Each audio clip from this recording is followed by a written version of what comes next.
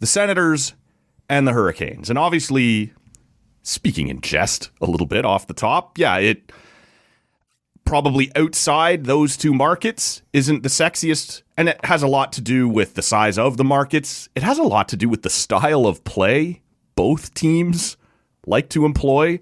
Like, this feels a little like, what Sens legendary coach was it? Legendary in air quotes. It was running Tampa when they did the Philly, where Philly just stood there and said, you want to play or not? Oh, it was Guy Boucher. Guy Boucher, rest is a weapon. Was once a potential Leafs legendary coach. Saved by Mike Babcock. These are two teams that kind of both are very good at suppressing shots, suppressing opportunities, suppressing entertainment.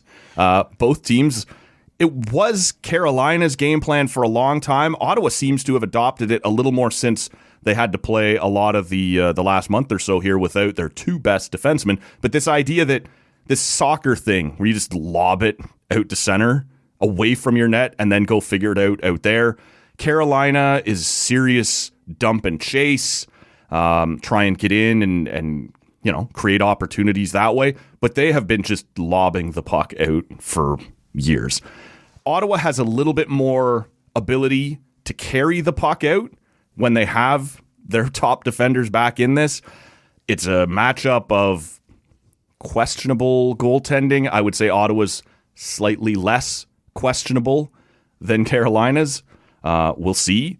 And pretty comparable upfront depth, right? Like, I think one team has 11 guys I think Carolina has 11 guys with 10 or more goals. I believe Ottawa has 10 guys with 10 or more goals. It's double digits for sure. Yeah, and I think Carolina, if I have this here, has 7 guys with 20 or more goals. Ottawa has 5 guys with 20 or more goals. So two teams that spread out their offense.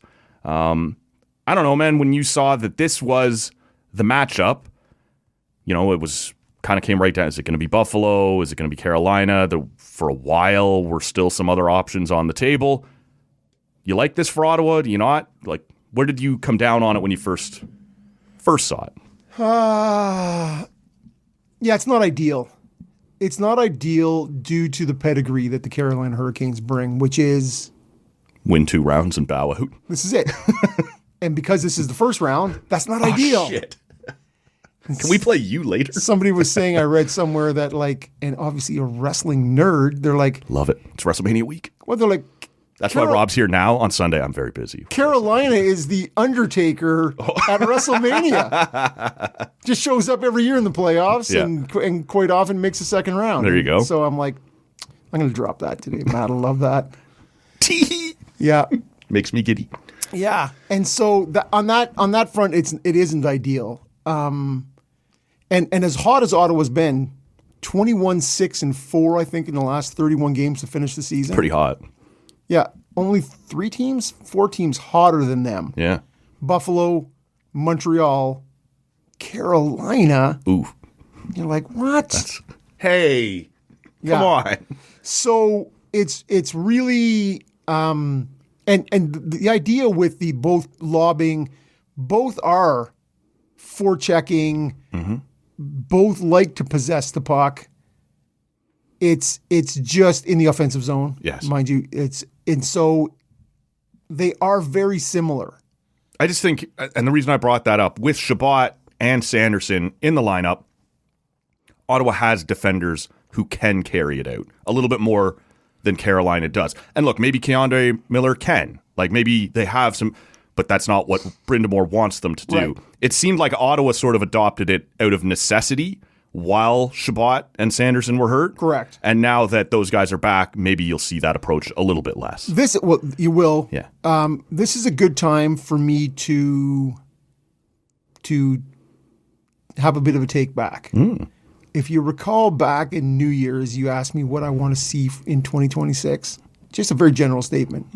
And I said, I need to see less Spence in my life. Yeah, I can see why you may want to readdress that. So He's carried some heavy weight here. he has indeed. And so if you can push him back into, it looks like he's maybe going to pair up with Shabbat to start the playoffs. But you get him in the bottom, 4-5 spot. Sure. That is an excellent position for this team. And with Shabbat and Sanderson, it gives you another option of somebody who is able to make smart decisions offensively, moving the puck. So I'm gonna take an apology. I wasn't the only one. Nope. And I may have. It wasn't a smooth transition for him when he came. I really liked that deal when they made it. Me too. It did not work out at first, and when given a bigger opportunity. And look, that does not mean this happens across the league. Man, that guy is killing it as our number 5. Maybe we can make him our number 3. Nope, stop. Like, that's not what this means. It might mean he can excel more, and he did in limited games. When they needed somebody to step up, he did. I don't think he's ever going to be a top pair guy. No. But can he, help you when the chips are down and you needed somebody to step up, and he did. And it seems to have created some trust from Travis Green that maybe didn't exist for the first 20, 30 games, maybe more than that. Well, and similar to last year, the big moment was they talked a lot about Tyler Kleven and how early in the season there was some tough love from Travis Green for Tyler Kleven, that maybe he wasn't as in shape as he could have been, and the lessons he needed to learn to be an NHL pro. There was this talk, at the end of the regular season about Spence, and Travis didn't reveal anything, but sometimes you just sort of need to extrapolate out from what they are saying. And he said, give Spence a lot of credit, or Spenny, which I am totally on board with. No, terrible. Kenny versus Spenny. I love that show, man. Come on. Did the Sens have a Kenny? Am I missing? No. We're going to need Kenny Walls to step up. And here. so, yes, well, he'd be perfect. He seems more of a Kenny than that's probably true. Than a Spenny. That just seems to be that. And I never met the man, just from listening to him. But he said the things that we asked Spence to do were not easy things.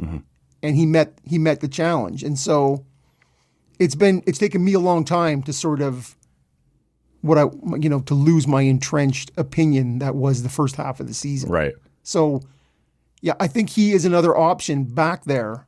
Who can transport the puck. Can doesn't transport have that, to just flip it away. Exactly. Yeah. And you make a couple strides, you make a good pass. I think that is... Where is Kleven? I've spent a bunch of time here getting ready for the playoffs, reading about other teams.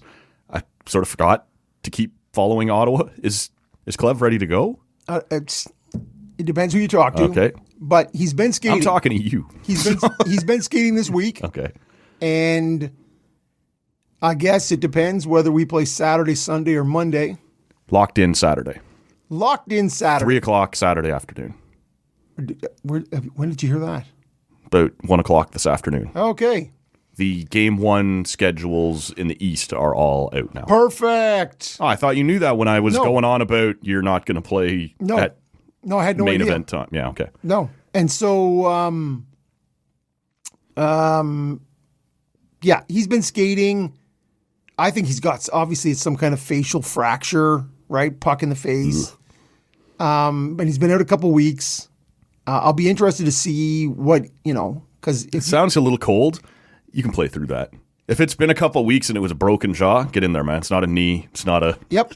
Well, and I totally believe that's what it is. Yeah. So now the only question you have is there any sort of accompanying concussion issues with that, right? That is, if it is just to wire the jaw up but what's his weight like? Sure. Right? Yeah. Like these sorts of things. Fair enough. Yeah. But you are asking him to play third pairing minutes. Yep. So I agree with you. Get a full cage on and... 100%. And he kind of showed last year. I think most people's takeaway when watching the Sens in round 1 last year was, fuck, look at that guy. Like, he looked better in that playoffs than he had looked all year. Right. So we'll see what that looks like. So, but I'd be surprised if we didn't see him in the series. In the series. Yeah. And if it's not game 1, I would certainly earmark game 3 first game back in Ottawa. Before we start to kind of compare some lineups here and other things like that, just to kind of stay on this, your level of dread is way overstating it, but like possible opponents. I leaned towards Buffalo being a slightly better matchup. Like they've been hot as hell, but the things they do kind of play into Ottawa's hand, right? That yes. And so I felt like that might have been a better matchup. I didn't really like the matchup for Ottawa had it been Tampa. No. Montreal would have been fun, and I think Ottawa could beat. Very similar reasons to Buffalo. I think Ottawa could have beaten Montreal.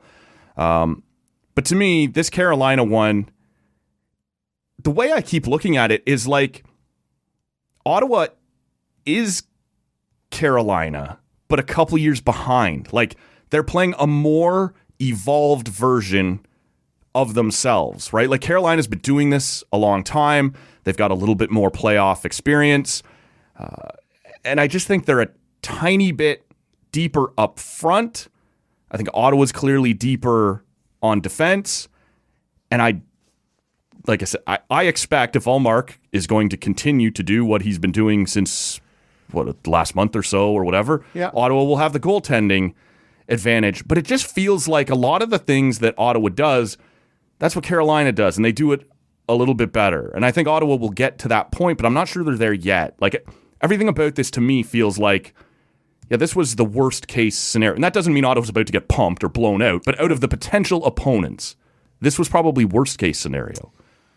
Yeah, I don't feel that. Okay. I think on Sunday last week I laid it out that they were probably at the time the four options of Tampa, Buffalo, Montreal, and Carolina, which was still available. Yeah.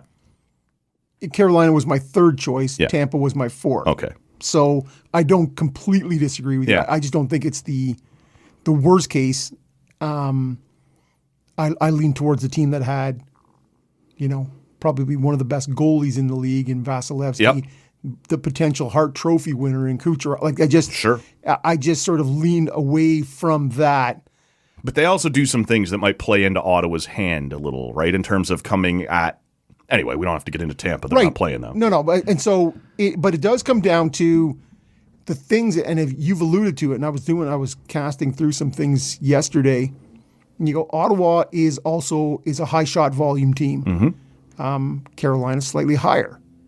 Ottawa is a good shot suppressing team. Mm-hmm. Carolina slightly better. Yep. Ottawa has an eighth ranked power play. Carolina's got a third ranked power play. Right. Ottawa has a 28th ranked penalty kill, and Carolina's somewhere around 7 or 6. Okay. It's just, they sort of score a couple more goals.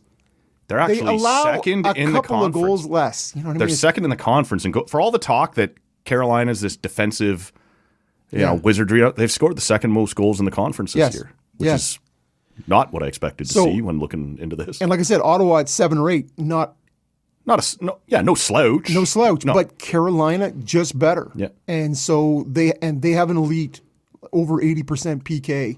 Now Ottawa's, since making the change, he's top 10 as well. 6 since the change in late January. Yeah. So it's interesting to see, but the number is still sitting in the mid 70s. Right. Which is a huge difference of 5%. So I agree with you in this, that, what Ottawa does well, Carolina just seems to do a little bit better. Mm-hmm. I am interested in, Ottawa played them 3 times this year. Yep. Ottawa's outshot them all 3 games. They got totally bamboozled the first 2 games by Bussy.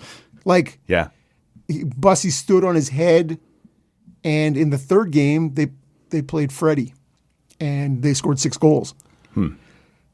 Everything I'm hearing seems to be leaning towards a Freddie. Same, man. And which is weird, because I think Bussy finished quite strong. I was listening to something earlier today, I don't even remember where, Aaron Ward, who still covers the Hurricanes, and he was saying that they still have this this old school mentality that says you go with experience until the experience hurts you. Yeah, no, I don't get it. Because a lot of Freddie's experience isn't good. This is it. Because the track record says not so good. Don't do that, guy. Don't do that, man. But I'm expecting the same thing, and we'll see. Like, obviously, that's not official or anything, but yeah, that he doesn't like contact, right? Like as the playoffs start to tighten up in games 5, 6, 7, you can rattle him a bit, and so maybe you will end up seeing both. Maybe they will just end up starting Bussy, but you have an opportunity here for Nick Cousins, for Brady Tkachuk, for Ridley Gregg to rattle that guy a little bit. And I imagine Freddie is unlikely to throw the forearm the way that Stolarz did last year at somebody. But back of Ridley Gregg's head. Yes. I'm the only one laughing. No, totally fine. Totally good. Yeah. My team's at home. I got to find joy where I can. Yeah. The joy is there's no flag taking down. Yeah. I got a text from our buddy Ian last night. Season's over. Is there a flag? I'm like, I didn't put up the flag for the season. Johnny Highvoice. Yeah, I get a little indignant about it. It's anyway, there'll be time to talk about those losers down the road. For sure there will. I'm sort of, I think they will, like my expectation, just on the same thing as you reading and hearing what you do, that Freddie's going to start. But I think there's a pretty reasonable chance you see Bussy in this series. And it's just because he doesn't have the playoff experience, seems to be the logic. And I don't know, like I alluded to a second ago, but all the other guys' experience is bad. I don't know why that puts him out front, but I think that's an advantage for Ottawa if that's what Carolina starts to do or decides to do. And the beauty of numbers, and I've just thrown out a bunch, is you look at Linus Ullmark's playoff numbers, right? He's got a career playoff, save percentage of .885. Yeah. Like 4 years, anywhere between .860 and .890. That's not great. Nope. That is not great. And I'm not suggesting I'm sold on Ullmark, but I'm also not sold on any of Carolina's 3 options right now. So if you're Ottawa, though, you are looking at how Linus finished the season. Yes. And I don't just mean in his last 5 or 6 games, how he's been since the break. Mm-hmm. If Ottawa can get that, and he hasn't been stellar. No. He's been average. He's been average. And I like Ottawa's chances if we can get Linus at league average. I'm with you on that. I do think if he can just keep doing what he's been doing, just be league average, which is what everyone has said about this team all year, right? If the Sens just got league average goaltending, look out.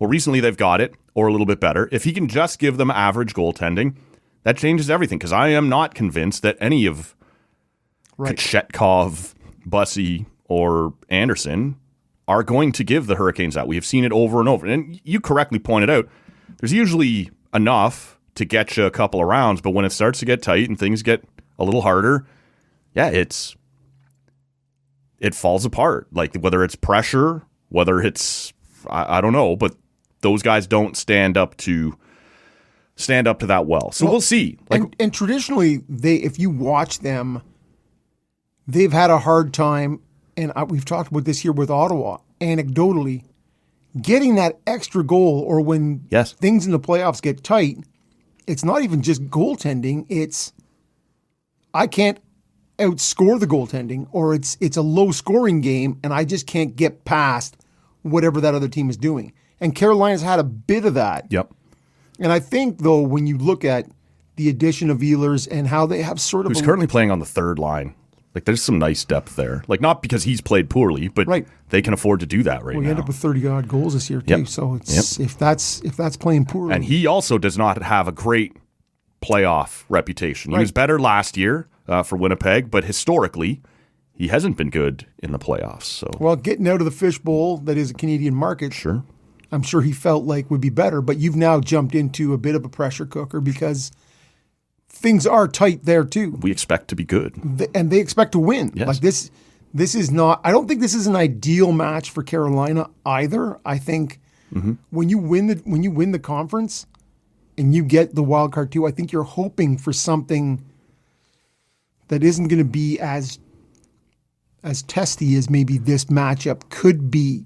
Well, without showing any disrespect to the Sabres, you expect a team like the Sabres. On the charge, young team, inexperienced, loves to run and gun, and just kind of made it in as their rebuild turns up. That's often the wild card too, right? Is a young up-and-coming team like that.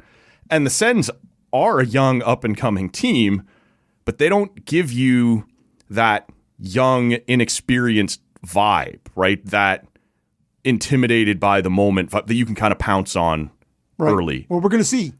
Sure. We're going to see. And I think a lot of that was squeezed out of them in the Toronto series. That's what I mean, year. yeah. And you did see it in games one, like a lot of penalties, getting torn up on the power play, like not knowing exactly. Torn up on the face-off dot. Right. But as that series went on, those things started to get toned down. So I'm going into this assuming Ottawa's gotten that out of their system.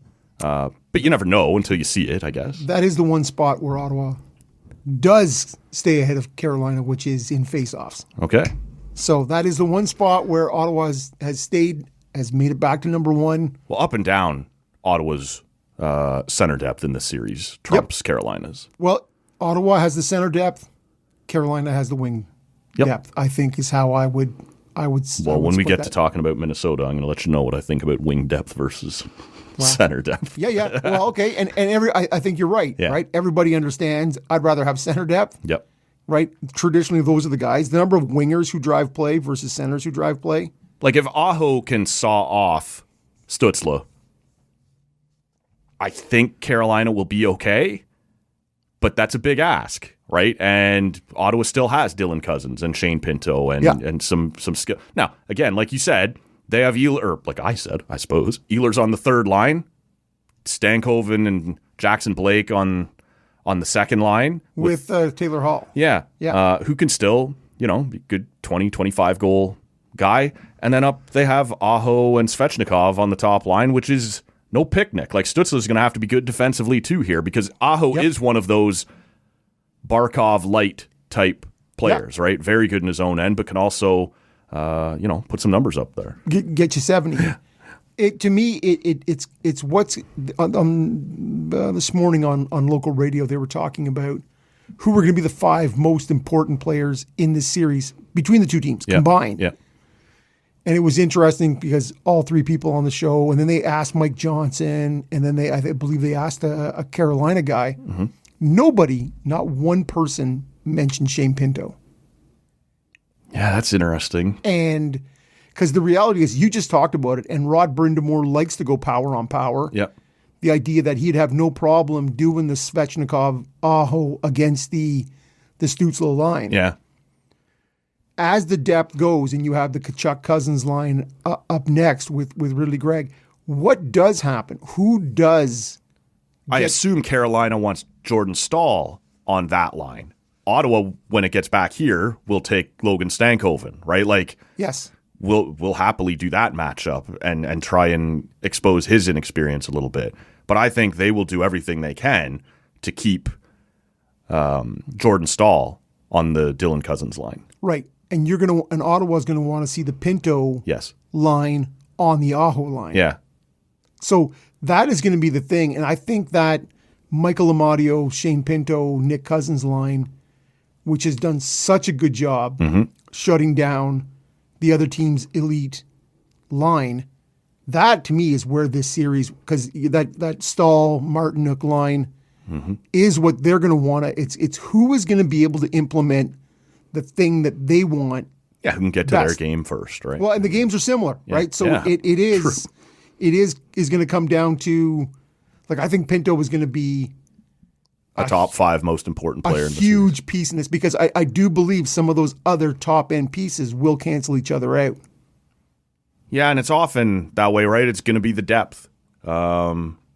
If we expect that Stützle and Aho will score a similar number of points in the series, if we expect Svechnikov and Brady to score a similar number of points in the series, at some point we get down the depth here a little bit and see who can punch in that extra goal. I do, man. I'll watch this series. Obviously, living here in the market, I'm interested in how the Senators do. I'm interested in it for the show. I expect this to be, man, like just a bit of a slog. Like 43 shots total through these games, right? Like both do want to see you have fewer shots. Right. And if that's our focus as opposed to creating our own shot. Now, as you mentioned when you were rhyming off your numbers there, these teams are capable of creating shots and scoring goals. But focus one seems to be stand back, right? And defend and be a little bit more conservative. I expect this to be a very much 2-1 kind of series, 3-2 kind of series. That could be a tough watch. See, and the thing is when you look at Ottawa is the number one team in the league at not allowing dangerous slot chances. Yep. All those dangerous slots. I love the dangerous slots. Carolina much further down in that. And so it's when it comes down to playoff hockey, when that is your bread and butter, right, is who gets to that spot. And that will be the part. I am super fascinated in the series. Yeah. You look at, and again, when you were running through depth, Ottawa got almost 40 goals from their fourth line this year. When you look at Zetterlund, Foegele, and Lars Eller. Yeah. Like, to me, it is, I think it's actually, that's interesting. It's 37 goals, I think, from a fourth line. Yeah. That is very... Now, Zetterlund was moved around a little bit, but yeah, when you have some punch down there. Yeah, well, he has played the majority of the season down there. Yep. And including this last stretch where he's... that was my guy. I really thought he was going to click. Yeah, well, you know what? If he gets you 20 goals... On your fourth line? Yeah. You'll take it. You'll take it. And all I'm saying is when things get tight and you have... And because to me, Fogel's have been a bit of a revelation. Sure. I don't expect him... Like, he ended up with 14 or 15 goals, whatever it is. He showed up with only like 8. 7. So what he's done since he's got here has been a significant step up. And he just plays that hard charging, forechecking. He's knocking pucks pucks down. What would you expect out of a Warren Foegele, who sounds like the name of your father's accountant? Like, yeah. Well, I don't know, man. There he is. I expect him to just contribute. If your name is Warren Foegele, you have to be tough. Like, you have come up seeing some. Okay, and you know what the thing is? Sorry, Warren. And it's interesting because when he got here, not like Warren Reichel. He said, Warren Reichel. I was going through all the Warrens that I know, and Warren Reichel, who will punch your face. He absolutely will punch my face. Get in line, buddy. Is Foegele had said, "I've never missed the playoffs in the NHL," and he showed up here, and Ottawa was 8 points out of the playoff spot, and there was 6 teams in between. And Ottawa's made the playoffs. I totally put that on. Sure. Warren Foegele effect. 100%, man. Well, that means, is there any point in even playing the Eastern Conference playoffs? Because Corey Perry's going back to the Cup final. He's going to lose there, but he's going there. If we're going to put all our money on... Well, we're going to see him in the conference final, and we'll worry about that then. No problems. Right. If Ottawa gets to the conference final... That's a good year, man. That is a good year. I'm totally down with that. One of the other things that Aaron Ward pointed out was that Carolina, like, people keep saying, well, they just run through an easy metro. And they kind of do. Like, last year was the Islanders and... Devils. Yeah. Like, it's not great. But when they get to Florida, it's just that Florida is willing to understand where they are in the playoffs, right? We've gotten through round 1 where we're calling everything and trying to counterbalance that argument that says there's no penalties in the playoffs. There's tons of penalties in round 1. He goes, Florida just holds on to them. Like, just coming through the neutral. They want to chip it in every time, get it in deep, and they just decided your Aaron Ekblads and your guys are just going to grab onto somebody, slow them up a little bit, slow them.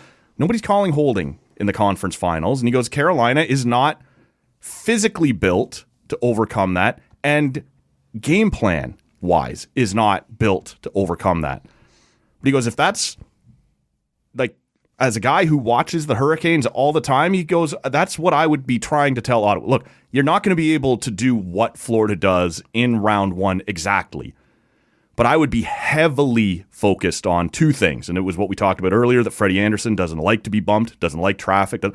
I would take, he goes, I know everybody says it, playoffs 101, get in the goalie's face, and right on him, because he more than most can be rattled. And the other thing, I would be as borderline interference as I can be through the entire series in terms of not letting them get to that shoot-in after they've done it. And he goes, Ottawa's got defenders that A, could flip it out, or B, skate it out. Yep. So just get in their way as much as you can. He goes, I get it. The standard is different in round 1 than it is in round 3. Whether it should be or not is irrelevant. It is.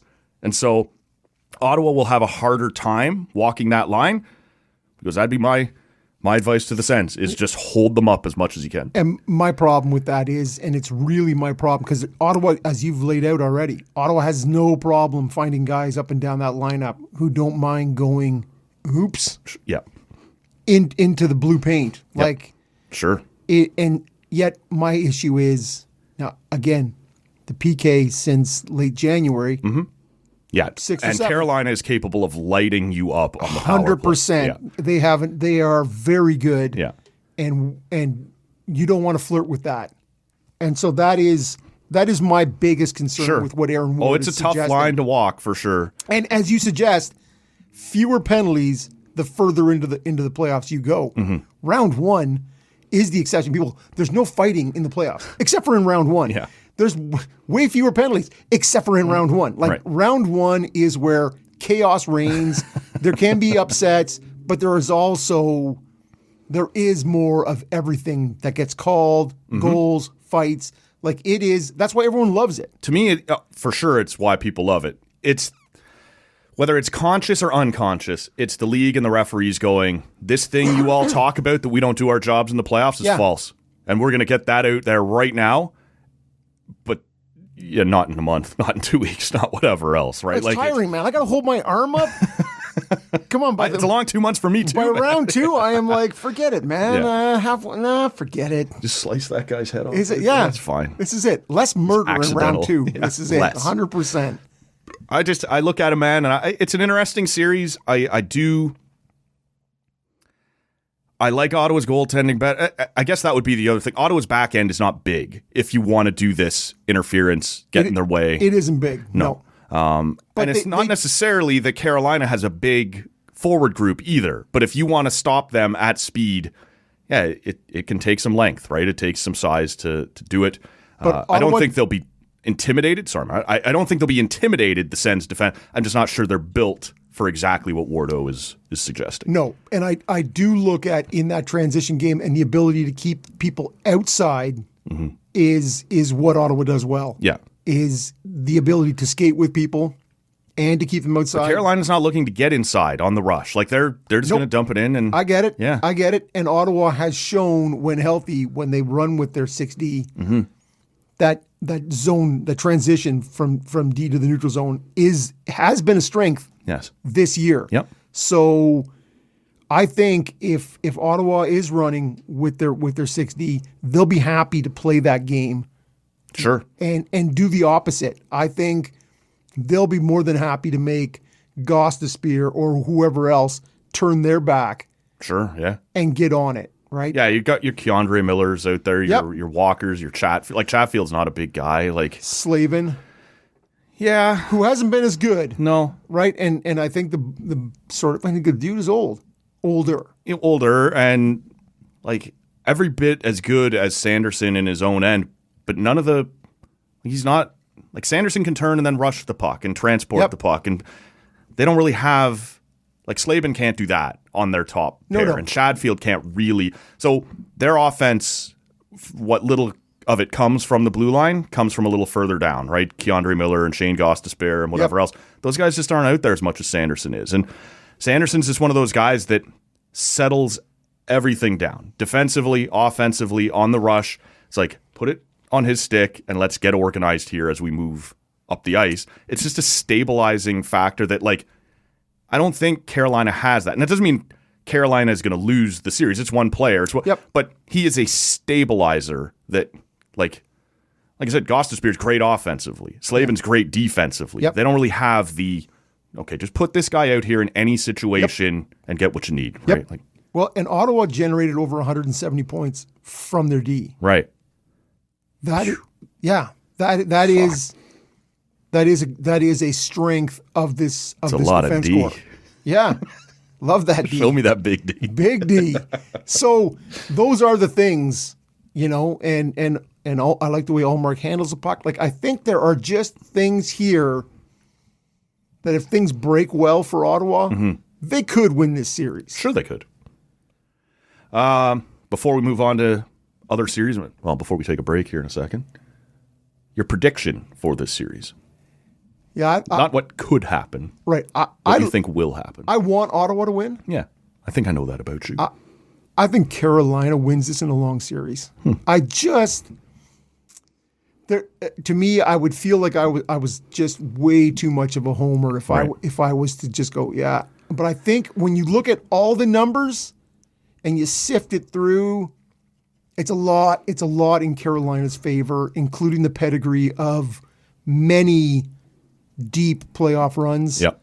That just make it hard to overlook. And I think they do their scoring depth is a bit more. Yep. Just a bit, but that's all you need in a series like this. I think for that reason, I lean, because there are some unknowns with Ottawa. Wait, are we going to see the best Linus? Mm-hmm. Brady but came out this week like, yeah, I lost my vision for a second there when I got hit. Yeah. And I'm like, are you okay? Yeah, I'm fine. I'm good to go. But I'm not sure what happened. No, okay. That would concern me. You and I kind of debated a little bit on Sunday the idea, do I need Unicorn Brady for 82 games? Or do I just need him when the playoffs show up? So which Brady are we getting? Ding, ding, will ding. Be let's make that shit happen. A huge part of this. And like I said, I have less questions about Ottawa's goaltending. I don't have zero questions about Ottawa's goaltending, right? Like, are we going to get classic playoff Allmark or classic this hot run that he's been on? Yep. In theory, in terms of time frame, whatever, should just continue on, right? Like, he's been great. Why would it stop now? Well, for some guys, it just does, right? Some guys, trust me, some guys don't work in the playoffs the way they do in the regular season. You got anybody that comes to mind? No, nobody specific, Rob. So I'm gonna take Carolina in 7. I'm gonna take Carolina in 5. Whoa! I don't think like that by no means suggests I think Carolina is about to come out and smash them in 5 games. But all those things we talked about in terms of that depth and that point that I let off with, that current Carolina is what Ottawa is looking to develop into. Yep. Just means that they will find this a little faster. They will find their game a little faster. Their depth will chip in just a little bit more. You're seeing 5 close games. I am seeing 5 close games. 5 games, so where they win 4-1. The series 4-1, yes, not the game. Yeah. No, and look, all of that changes if Freddie or Bussy or whatever is what. But just looking at this as a whole, I just think Ottawa is not quite yet where Carolina is. And for two teams that everyone agrees are very similar in the way they play and build, or the way they're built and the way they play, Ottawa's the second best team in this series at those things. So I expect 5 very close games. But yeah. And you expect quality to rule the day. Yeah. Yep. Doesn't always work that way. No, it doesn't. But I understand. I understand where you're coming from. I'm a bit surprised by 5. Yeah. But because it's a bit of a shocking number. But it's aggressive. Yeah. And maybe I'm being so totally shaded by my haterisms. Yeah. So and that's fine, and that's the beauty. The whole thing will play out, and Ottawa just needs to go down and they get one of those first 2. 100%. Well, and that's every series. Every series. Yes, I get it, but that's and they've had. Well, and it would go right to their confidence too, right? Like all of that stuff can change. It's like you said, Ottawa could win this series. I'm not.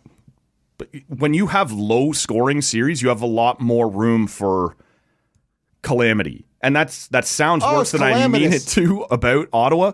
But this is why teams with less skill, who like genuinely bad teams, want to clamp it down. And now any crazy bounce could go our way. Like now it's, whereas if it just goes skill on skill, the more skilled team's going to win every time. So I think at 2-1, 3-2 type series like we're expecting here at Ottawa, Carolina, does leave room for that bounce or that great shot from Nick Cousins that nobody expected or whoever, right? Like it's always if somebody's going to steal a series, it's always because somebody that no one expected to. Like Jordan Spence manages to get 2 goals in this series, and one of them happens to be in overtime. Like attaboy, Spenny. There you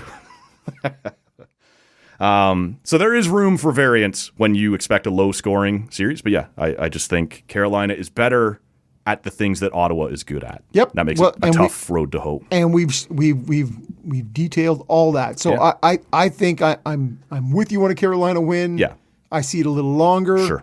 And we'll all look to be proven as stupid, like so many other people I've listened to over the past couple of days. You're like, man, there's a lot of stupid shit out there. As anybody who's listening to this podcast. Sure. God, there's a lot of stupid, not these idiots again, not these assholes. Yeah, not these assholes. That's the part I like the best. Assholes.